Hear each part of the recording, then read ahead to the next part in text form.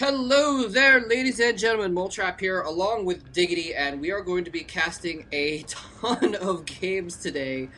We are going to be casting STX Seoul versus Samsung Con, the playoffs, and it's going to be a great matchup. These are two of my favorite teams, and I just love watching them play. I'm really looking forward to this matchup. I'm going to explain the format really quick, and actually, first of all, those of you that are watching this later, there's going to be a lot of games. I'm going to try to link them all up into a series of video responses, so you can just follow the video responses through, or I might make a playlist. If so, I'm going to put the playlist URL in the description.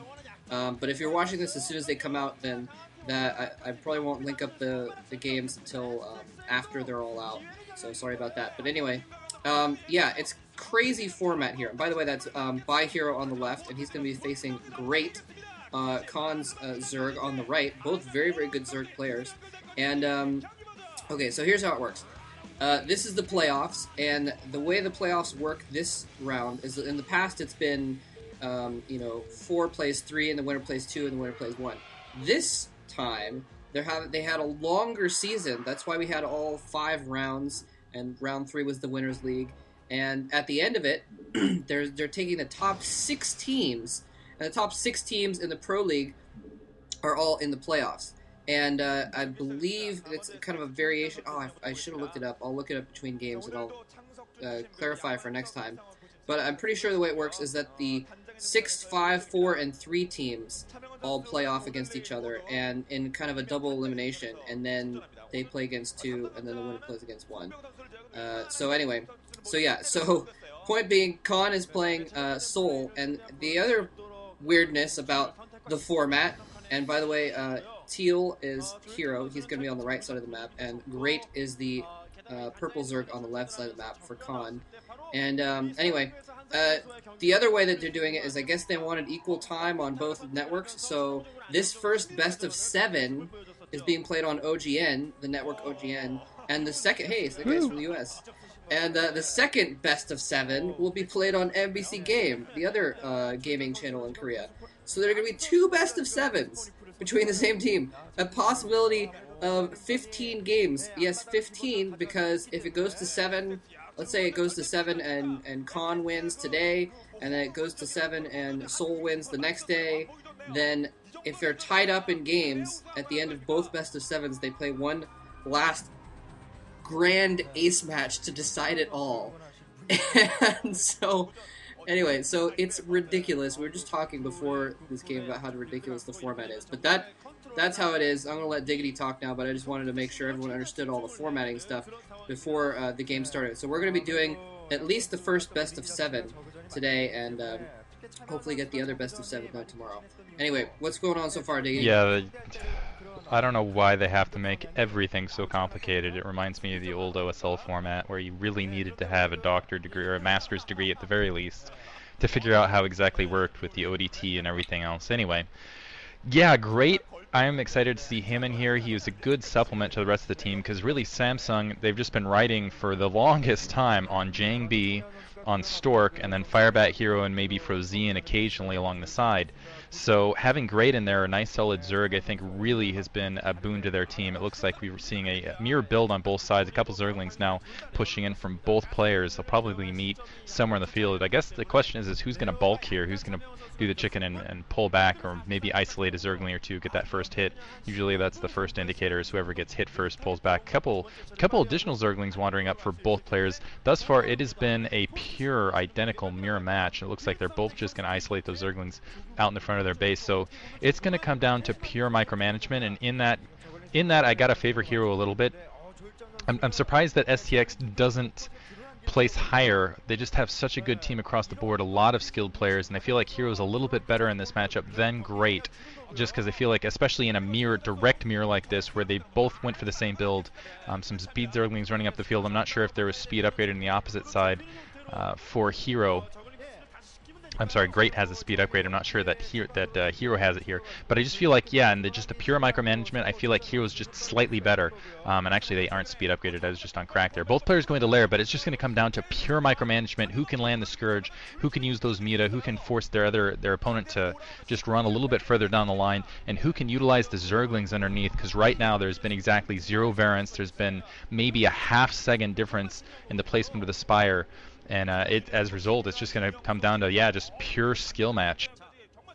Yeah. Oh, and actually, here comes some Zerglings coming in. Here comes an attack. It looks like he was waiting for the speed upgrade, but both players with the basically identical build getting the speed upgrade at the exact same moment. So I think Great was going to try to use that moment when he got the speed upgrade and Hero didn't have it yet to get a slight advantage there and win a Zergling attack, but you know, speed upgrade came in for both at almost the same instant, and so neither player really able to accomplish much. It looked like, excuse me, Hero was actually setting out a drone to try and set up an expansion, and he is locked in his base. So now, if Great wants to, well, if he wanted to, he could try and set up an expansion, but it looks like, wait, maybe I mistook those buildings there. But anyway, it's again just being mirror here. It's going to come down to, I saw one player putting on another hatchery. I didn't realize which one it was. I didn't see which one it was. I think it might have been, yeah, it was, I think it was Hero, because he was trying to put that hatchery outside of his base, so he'd saved up for it. And I'm not sure why Great is wasting his Zerglings on this really nice arc that Hero has here. He's trying to break out opening in that to try and get his Zerglings in, but he's just losing his Zerglings, and Hero is doing an excellent job of filling in the holes in his line. It looks like he might be able to punch a slight hole, but no! Hero throws an extra Zergling into that gap and holds off. Great is not going to get any Zergling harassment, and the Mutalisks are out, sending Scourge immediately towards Great's base now. So yeah, just like you said, it is going to come down to micro. I saw a like 10-15 minute ZVZ game yesterday, actually, between some foreign players, where they both did the identical builds, they built the identical units, and then it just came down to literally 3 seconds of micro, where one player landed their Scourge before the other did, and that decided the game. And it could come down to something similar here. Yeah, right now I feel like Hero just in a great position. Zerglings managing to sneak through, almost taking out a drone. They do manage to get a single drone. That was definitely worth the 2 Zerglings running in. It looks like a second drone's been severely damaged, but having those additional Zerglings just really helps, not just for having attack units on the ground, but you can definitely use them for spotting. Just kind of run them out in the field, use them to kind of, you can spend that 25 resources to have that single Zergling spot your opponent's base and not have an Overlord kind of vulnerable out in the field. So both players just really close. The big difference right now is Hero is up on Zerglings while Great was just being greedy and trying to push up there. And that's what I'm talking about right there, running up to the front door, expending that single Zergling to first of all get a view out of the Mutalisk force, and second of all get a view of how many, basically what the front line looks like. And right now that second hatchery is going to be awesome for Hero as well. Great not producing a second hatchery, and so he's going to be severely behind in production here. Looks like 2 Zerglings, a single Zergling did manage to squirt through, so it is going to be able to get that spot out. But the more this game progresses at this stage, the more I feel like Hero's going to just keep pushing ahead, because that additional hatchery, you produce more units out of it. You can use your larva more effectively because you have more larvae to work with. And with those additional Zerglings on the field, yeah, it seems like that's enough of an advantage where it's going to just push Hero over the top. Yeah, this is huge for Hero, because he has that extra hatchery and Great doesn't, and it's you know, it's a single building, but I think it's going to mean the game, because a single Zergling sneaking in, and again at this rate they're just going to be an annoyance here unless he can find that damaged drone and get an extra hit on it. Oh no, he doesn't attack the damaged drones before. But anyway, he's going to have extra larvae. So basically, Great is forced to produce only Overlords and Mutalisks right now, or maybe Scourge with his larvae. He needs to use his larvae to maximum effect, and that's Mutas.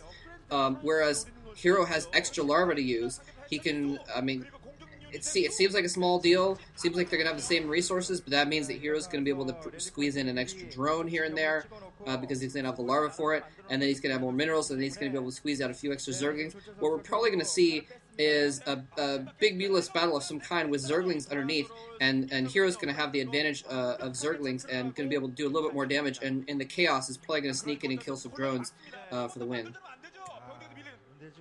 Right now, a Sutton colony, someone praying. It's like, come on, come on. Let the. I assume he's rooting for Hero with the. Not that they would be able to protect the color, but wow, those additional larvae translating directly into additional Scourge, and those Scourge able to force those Mutalisks back. Some nice micro there by Great. I think he got some additional hits now on the run, and it's those hits on the run that really pay off. And let's see, it looks like Hero is actually going to lose this battle a little bit. His Mutalisk swarm looks a little bit smaller, and now they're still engaging, and I'm curious where the Zerglings are underneath. And it looks like he did in fact lose that battle, had all of his Mutalisks get wiped out. He went in with more Scourge than Mutalisk and really didn't get a lot of those hits on the run. And now Great with a huge turn of events, some beautiful micro, really dodging those Scourge beautifully and pushing right back in. And wow, Great is just in a fantastic position, going to run up, take out a lot of drones, probably get some Zerglings as well, and there's only a single Mutalisk to defend.